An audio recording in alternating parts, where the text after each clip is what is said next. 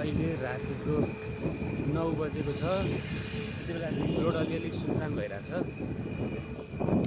Ring रोडको अवस्था यस्तो छ, भर्खरै पानी परेर सुकेको छ।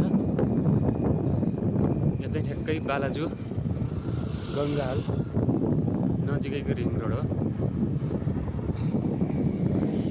अहिले रातिको अवस्था यस्तो छ। अलि अगाडि चाहिँ जाम परेर एकदम छिरी नसक्नु बाटो थियो भर्खरै। खुलेछ जाम, राति पनि भएछ, खुल्लो पनि खुलेछ।